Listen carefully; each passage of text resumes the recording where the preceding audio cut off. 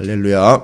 오늘 한날도 하나님께서 책임져 주시고 알고 계시는 바대로 여러분을 인도하시기를 주님의 이름으로 축원을 드립니다.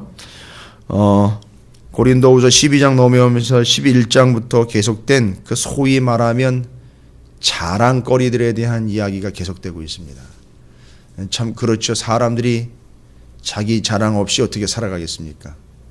자랑하는 이유는 정말 자랑할 게 있기 때문에 자랑도 하지만 남들보다 약한 모습을 보이지 않거나 남들에게 무시당하지 않기 위하여 의도적으로 자랑하는 바도 있죠. 돈 자랑, 명예 자랑, 또 심지어는 자식 자랑에 이르기까지 자랑거리들이 상당히 많은데 사실인 것 같은데 비교적으로 보면 또 사실이 아닌 것이 자랑이에요. 뭘 어떻게 자랑을 하겠습니까? 또 다른 자랑이 나올 텐데요. 그 사람이 자랑하다 보면 또 다른 자랑거리가 올 것이고 또 다른 자랑하는 사람이 나타나면 또 그 자랑거리가 비교적으로 수준이 안 되면 또 무너져야죠. 이런 식으로 가다 보면 세상에는 자랑이 남는 게 아니라는 거죠. 끝까지 자랑할 것이 무엇이 있겠는가 하는 거죠. 사도 바울이 바로 이 문제를 지적을 하는 겁니다. 고린도 교회 안에 들어와서 바울을 대적했던 그 영적인 대적자들이 일삼았던 일들이 뭐냐 하면 소위 말하면 자랑거리였습니다. 그러니까 자랑을 할 때 은근히 사도 바울을 뒤로 제껴놓고 사도 바울을 자기들의 뒷배경처럼 삼아서 바울과 비교해서 우리는 이런 측면에선 바울보다 낫습니다. 이런 측면에 있어서는 바울은 우리를 따라올 수 없습니다. 라고 은근히 바울을 폄하하면서 바울과 비교하면서 우리는 그보다 낫습니다. 라고 이야기하는데 자랑거리가 크게 두 가지가 있었죠.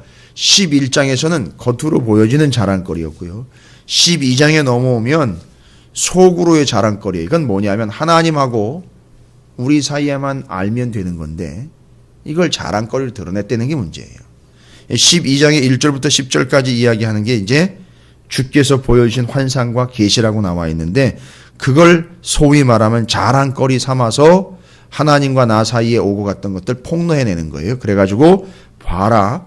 너희들은 생각지도 못하고 너희들은 경험해보지도 못했고 너희들은 알 것도 알 수도 없는 이런 것들을 나는 알고 있고 보았고 들었고 경험했으니 바울과 비교했을 때에 누가 더 나은 사람이냐 너희들이 판단해봐라 이렇게 얘기한 거예요. 고린도 교회 안에다가. 이게 좀 심각하지요. 그러나 사도 바울은 2절과 3절에서 철저하게 원칙을 제시를 하고 있어요. 가로로 담고 있지만 이 가로는 생략해도 된다는 게 아니라 사도 바울의 철저한 원칙이에요. 뭐냐면 두 번이나 언급합니다. 그가 몸 안에 있었는지 몸 밖에 있었는지 나는 모르거니와. 여러분 이건 어마어마한 체험입니다. 이건 어마어마한 영적인 경험이에요. 몸 안에 있었는지 몸 밖에 있었는지 생각해 보세요. 몸 안에 있었다.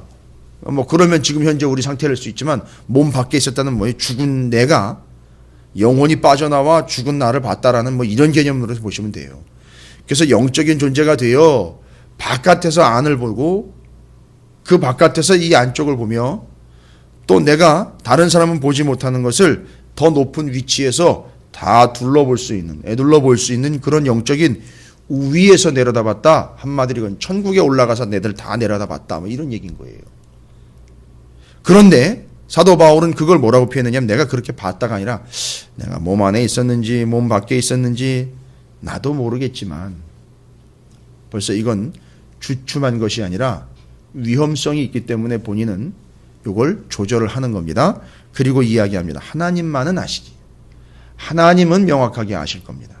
무슨 얘기예요? 하나님이 나를 몸 안에 넣었던지 몸 밖으로 뺐던지 간에 그건 하나님이 아실 일이고 하실 일이지만 내게도 그런 경험이 있으나 나는 그걸 자랑거리 삼고 있지 않습니다. 왜? 이것은 심각한 위험을 가져올 수 있는 요인이기 때문에 그렇습니다. 결국 뒤로 쭉 가다 보면 이걸 사람들은요 이런 경험들을 자랑거리로 삼게 되어 있습니다. 그리고 그 자랑거리의 결국은 뭐냐? 교만이기 때문에 교만으로 인하여 그 자랑거리가 자랑이 아니라 자랑거리가 원흉이 되어 나를 망가뜨릴 수도 있기 때문입니다. 라고 이야기를 하는 거죠. 바울은 10절까지 쭉 그 구조로 자기는 자랑을 하고 싶지 않은 바, 자랑거리라고도 여기지 않고 있는 그것을 바울의 대적자들은 지금 자랑거리 삼아가지고 이야기를 합니다. 바울이 여기서 의식하고 있는 것은 바울의 대적자들이 바울을 비교하면서 자기들은 이런 거 경험이 있고 이런 거 체험이 있고 이런 거 알고 있고 이런 거 계시가 있고 이런 거 환상이 있다라고 계속 이야기를 하는 거예요. 그러니까 날마다 소위 말하면 나와가지고 간증을 하는데 사람들이 혹해가지고 쳐다보는 거예요. 그 사람들이 물어봐요. 오늘은 어떤 계시나 어떤 간증거리가 없으십니까? 이렇게 물어보는 거예요. 이제 우쭐해지는 거죠. 그러면서 계속 새로운 계시를 만들어내는 거죠. 소위 말하면 이상한 현상들까지도 이것은 하나님의 뜻이려니 해가지고 나눈다라는 미명하에, 간증이다라는 미명하에 사람들 앞에서 자신들의 우월함을 드러내는 수단과 방법으로 쓰는 겁니다. 이것이 결국은 교만으로 이끌어가게 되고 그 교만은 결국 패망의 선봉이 되어 무너뜨리게 되는 요인이 된다는 거죠. 사도 바울이 지금 심각하고 문제로 다루고 있는 부분이 바로 그런 부분입니다. 소위 말하면 직통 계시서부터 시작을 해가지고 영적인 환상으로부터 해가지고 특별한 하나님의 뜻, 자 이런 개념들로 사도 바울의 대적자들은 교회를 혼란스럽게 하고 있다는 거예요. 그것을 바울이 지적을 하면서 저는 잘 모르겠습니다. 그것이 내가 하는 건지 하나님인지 하는 건지 모르겠지만 하나님은 아시겠죠. 그러나 나는 모르기 때문에 얘기한다는 것이 아니라 이건 전적 하나님의 영역이기 때문에 자랑은 하지는 않겠습니다.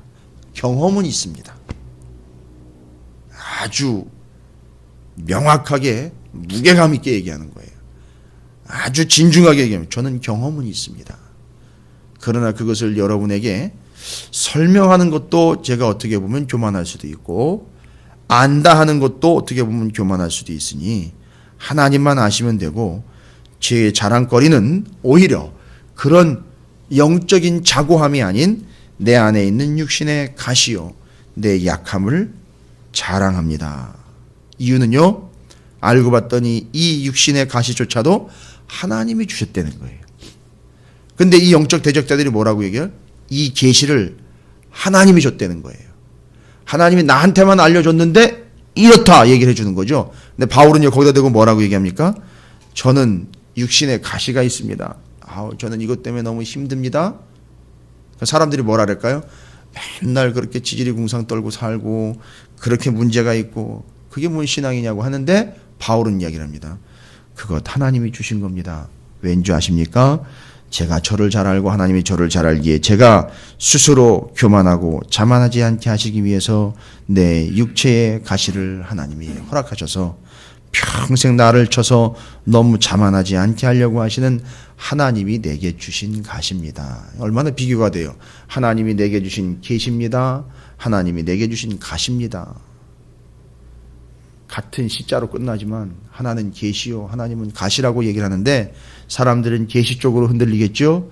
그러나 사도 바울은 하나님이 주신 가시로 인하여 내가 여기까지 이룰 수 있었고 앞으로도 나는 죽을 때까지 이 가시를 품고 하나님의 사도로서 하나님의 진정한 복음을 전하는 일에만 매진할 것입니다 라고 이야기를 하고 있는 거예요.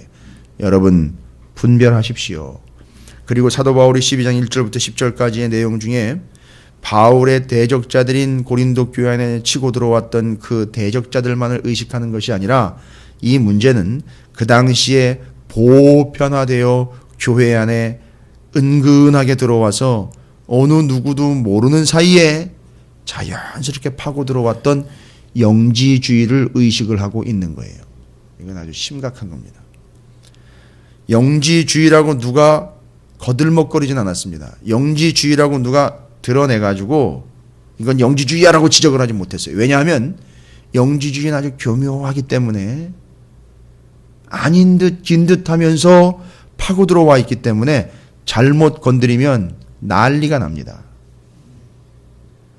영지주의의 영향을 받고 있는 사람들이 한둘이 아니에요. 심지어는 종교적 지도자들까지도 영지주의의 영향이 돼가지고 영적인 지식이 있지 않습니까? 영적인 지식. 하늘의 것을 경험을 하며 하늘의 천국을 경험하며 죽음 이후의 세계를 경험하며 영적인 환상 세계를 경험한 것들을 지식의 체계로 만들어 버렸어요. 그 수준까지 가면 그 수준 밑에 있는 사람들은 내 발 아래 무릎 꿇어라 이런 개념이 되는 거죠. 그래서 영적인 지식의 차이에 따라서 급이 정해지고 심지어는 그것이 구원을 결정한다고까지 나아가는 영지주의가 노골적으로 교회 안에 들어와가지고 교회를 획책한 것이 아니라 은근히 들어와서 교인들도 모르는 사이에 파고 들어와 있는 거예요. 여러분에게 뉴스 한 가지를 이야기 드리면, 뭐 뉴스 브리핑을 하는 건 아니지만 위험스러웠던 것이다라고 생각했던 여러 가지 현상들이 이제 나중에 드러나는데, 저는 보지도 않았지만 그 뭐죠? 그 뭐 천국에 갔다 온 소년인가 뭔가 뭐 있죠. 거짓이 판명이 됐어요. 직접 그 책을 썼던 그 소년이 아마 얘기를 한 것 같아요. 그런 건 없었습니다라고 이야기를 했다고 그러더라고요. 온 대한민국이 그냥 난리가 났던 거죠. 보고 사고. 여러분, 우리에게는 우리가 알도록 주신 바가 아니고 하나님이 그냥 아시는 바면 되는 것들이 우리에겐 충분한 겁니다. 내가 굳이 알아가지고 그것을 하나님의 입장에서 하나님처럼 계시자적인 입장으로 드러내야 되는 그런 위치에 있는 게 아니고 하나님만 아시면 되는 겁니다.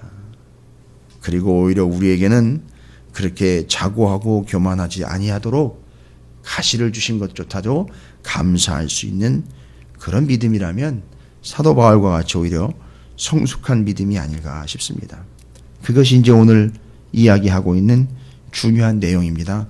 그래서 쭉 보시면 제가 이미 설명드린 바 된 그 고린도 교회, 특별히 고린도 교회는 세상적으로 고린도라는 지역 자체가 가지고 있었던 아주 심각한 문제들 때문에 철학적인 사조며 뭘 더 좀 많이 아는 사람들이 이 목소리를 올려가면서 자기의 위치를 자랑하는 그런 분위기 속에 있었기 때문에 고린도 교회 자체가 아주 심각한 영향을 받고 있었던 것은 사실입니다.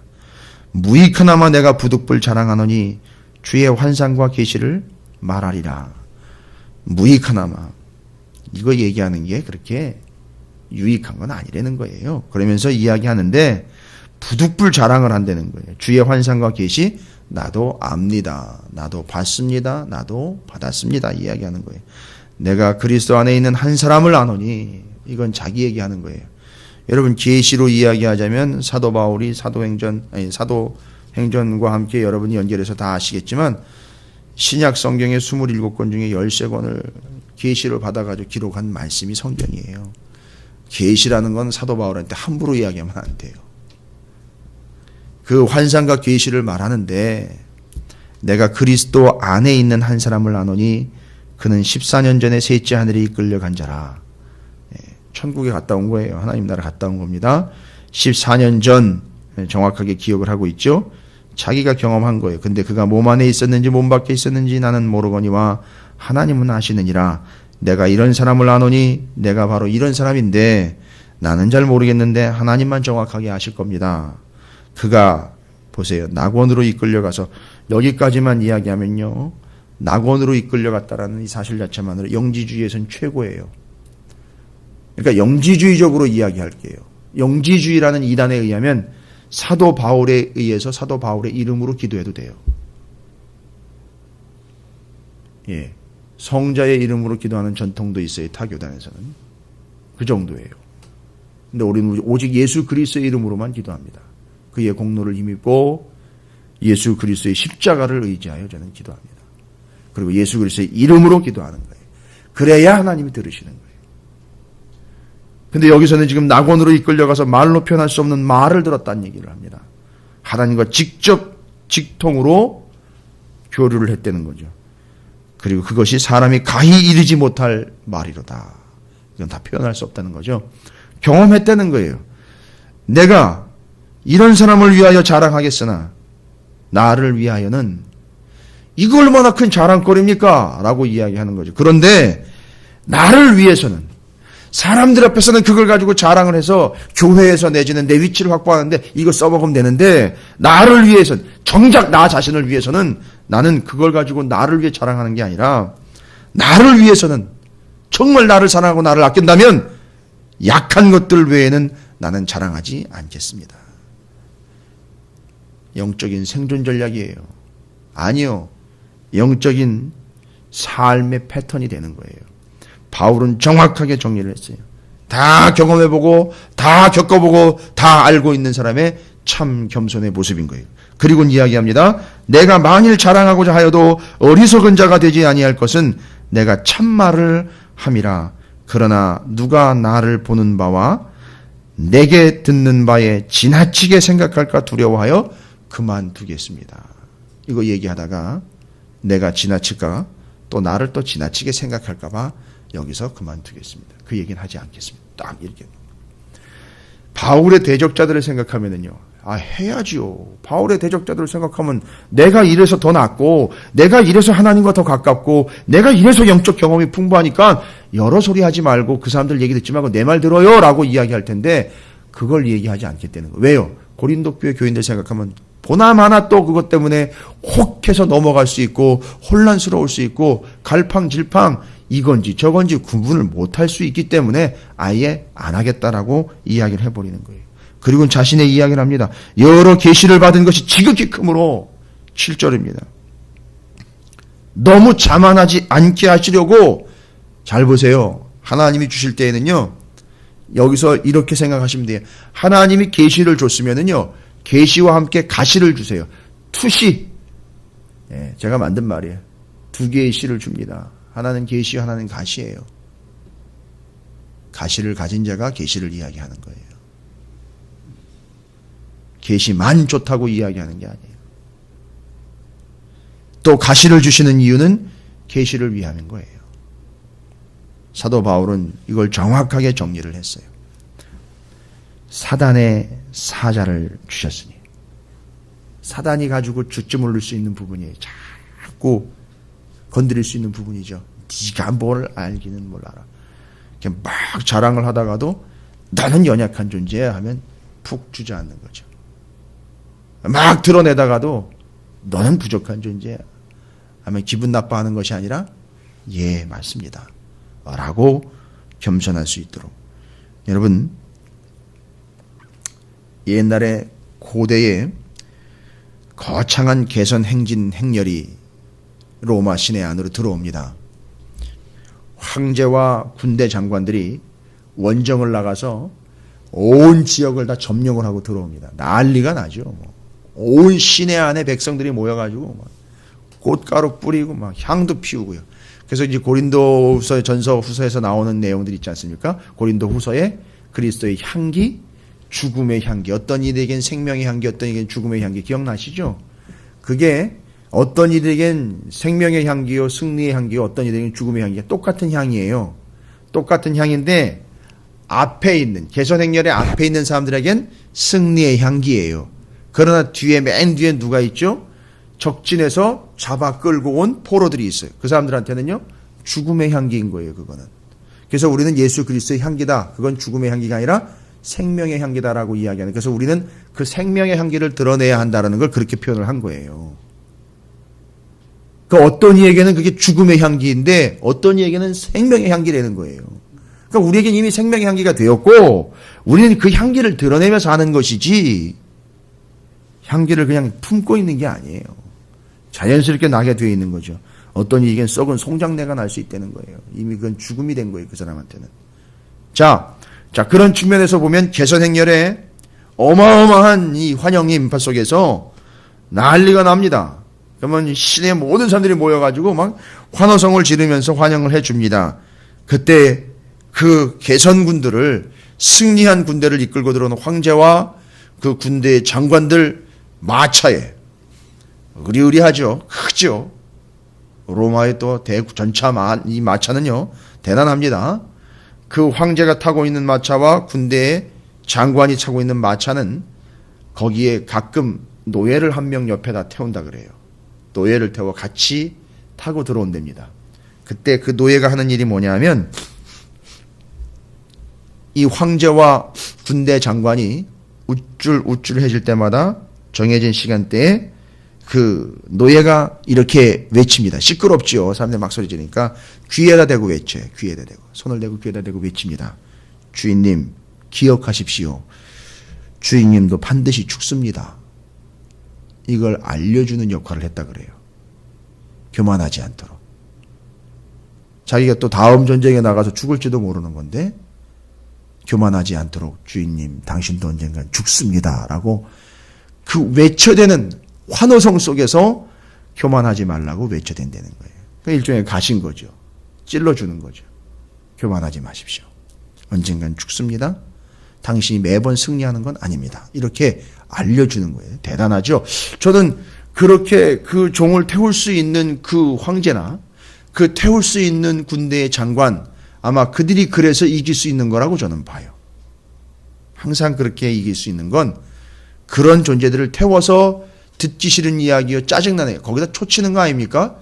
시큰 막 승리해가지고 들어오는데 거기다 대고 주인님 조심하세요. 당신도 죽을 수 있습니다. 좀 정말 속된 표현으로 초치는 거죠. 그러나 그걸 받아들이는 거. 봐라. 그걸 받아들이는 자이기 때문에 황제가 될 수 있는 거고 그걸 받아들이는 자이기 때문에 나가서 승리할 수 있는 거예요. 사도 바울은 바로 그 가시를 받아들였기 때문에 위대한 사도가 될 수 있었던 것이고 신약 성경의 반 정도를 기록할 수 있을 뿐만 아니라 전 세계에 복음을 전할 수 있는 자로 세움을 받았다라고 저는 확신합니다. 바울이 이야기합니다. 하나님이 나를 주님의 능력 안에 머물게 하시려고 내게 가시를 주셨고 내 자랑은 내 능력이 자랑이 아니라 그 가시가 자랑입니다. 뒤에서 이야기하죠. 7절에 여러 계시를 받은 것이 지극히 크므로 너무 자만하지 않게 하시려고 내 육체의 가시 곧 사단의 사자를 주셨으니 이는 나를 쳐서 너무 자만하지 않게 하려 하심이라. 이것이 내게서 떠나가게 하기 위하여 내가 3번 죽게 간 것 같아요. 엄청 고통스러웠던 것 같아요. 이것 때문에 삶이 거의 힘들어질 정도로 극심한 고통이었던 것 같습니다. 이 가시가. 그냥 가시가 아니에요. 어마어마한 가시였었어요. 찔리면 무지하게 아픈 그런 가시예요. 정말 고통스러운 가시인데 이걸 바울은 이렇게 얘기합니다. 나를 쳐서 너무 자만하지 않게 하려 하시며 이것이 내게서 떠나가지 않기 또 하나님이 내게서 떠나가게 해달라고 구했지만 없어지지 아니한 것은 바로 나로 인하여 내가 교만하여 멸망하지 아니하도록 찔리긴 하지만 멸망하지는 아니하도록 하나님이 내게 주신 허락하신 가시입니다. 주님이 이야기하셨죠. 9절에 이게 진짜 계시예요. 이게 진짜 하나님이 말씀하신 진짜 음성. 이 음성은 널리 메가폰을 붙잡고 마이크를 붙잡고 널리 내가 들은 음성입니다라고 포쳐도 될 바로 그 음성. 나에게 이르시기를 내 은혜가 내게 족하도다. 이는 내 능력이 약한 데에서 온전하여 짐이라 하신지라. 그러므로 도리어 크게 기뻐함으로 나의 여러 약한 것들에 대하여 사도 바울이 자랑하리니 이는 그리스도의 능력이 내게 머물게 하려 함이라. 그리스도의 능력이 약한 것으로 인하여 머물게 하려. 자, 이제 고린도 후서에서 사도 바울이 그렇게 이야기했던 정확한 영적인 개념이에요. 이거 모르는 사람들은 전혀 모르는 이야기죠. 뭐 성경 말씀을 제대로 이해를 할 수가 없으니까 자기식 자기 멋대로 이야기했던 거 덧입는 거예요. 여기서 다시 덧입는 얘기가 나오는 거예요. 여기 지금 머물게 하려 함이라. 여러분 보십시오. 가시가 있어요. 연약합니다. 그런데 그것 때문에 하나님의 능력이 주님의 능력이 그리스도의 능력이 내게 머문다고 이야기를 했어요. 머문다라고 할 때 이 머문다라는 동사를 밑에 각주로 달아놨어요. 장막으로 덮게 했다. 그 하늘 위에 있는 장막, 썩지 아니할 장막 예수 그리스도로 지금 뭐 하는 거죠? 덧입는 거예요. 가시, 연약함, 부족함 위에 덧입어 버린 겁니다. 뭔 얘기죠? 바로 이 가시를 뽑아내는 게 아니라 가시 위에 하나님 예수 그리스도를 덧입어 버린 거예요. 근데 그게 주님의 능력이라는 겁니다. 그 주님의 능력을 들춰보면은요, 가시로 인하여 나는 골마 있어요. 아픕니다. 쓰립니다. 벌겋게 상처가 나 있어요. 그러나 그 위에 예수 그리스도의 능력으로 덧입는 거예요. 따라서 주님의 능력은 누구에게서 나타나느냐? 육신의 가시요 아픔을 가지고 자랑할 것이 그것밖에는 없는 그들에게 주님의 능력이 나타나는 거예요. 그것으로 덧입고 주님이 덮어주시는 겁니다. 이게 덧입음의 완성체예요. 지금 12장으로 왔지만 앞부분에 5장에서가 나와 있어요. 그것이 덧입는다라는 표현으로 여기 가시 위에 연약함 위에 부족함 위에 능력이 덧입는 거예요. 이게 능력, 바로 그것은 연약함을 덧입어 나타나는 것이죠. 그 가시를 뽑아내고 연약함을 제거하고 그것을 빼낸 다음에 하나님의 능력이 나타나는 것이 아니라 그 위에 예수 그리스도의 능력을 덧입어 그 능력이 나타나게 돼 있는 거예요. 가시를 덮어버리며 상처를 덮어버리며 아픔을 덮어버린 그들에게 하나님의 능력, 예수의 능력이 나타나게 되는 거죠. 10절 정리합니다. 그러므로 내가 그리스도를 위하여 약한 것들과 능력과 궁핍과 박해와 곤고를 자랑거리가 아니잖아요. 뭘 자랑거리라고 이걸 더 거들먹거리고 떠들어대고 있습니까? 어디 창피해서 이런 건 누구한테 얘기를 합니까? 그런데 전제가 있죠. 그리스도를 위하여 약한 것과 능력과 궁핍과 박해와 곤고를 기뻐하노니 이는 내가 약한 그때에 덧입은 예수 그리스도와 그의 능력으로 나는 이제 강한 존재가 되었습니다. 그렇게 강하게 됨입니다. 여러분, 여러분의 가시로 인하여 주님의 능력이 덧입혀서 여러분이 강력한 존재가 되시기를 주님의 이름으로 축원을 드립니다. 자기 안에 있는 강력한 요소들을 드러내므로 강력함이 되는 것이 아니라 내 연약함을 주님의 강력한 능력으로 덮어주심으로 그것이 내게 강함이 되는 그런 존재가 되어 하나님과의 온전한 관계와 교제 속에서 자만하지 아니하는 하나님의 오직 은혜가 그에게 족한 존재가 되어 내 은혜가 내게 족하도다. 내 능력이 너의 약한 데서 온전하여 너를 덮어 드러남이니라. 여러분, 여러분의 가시를 부끄러워하거나 창피하거나 연약한 것이기 때문에 감추는 것이 아닌 그 위에 주님의 능력이 덧입는 하나님의 통로가 되시고 이유와 근거와 또 그것이 계시가 되시기를 주님의 이름으로 축원을 드립니다.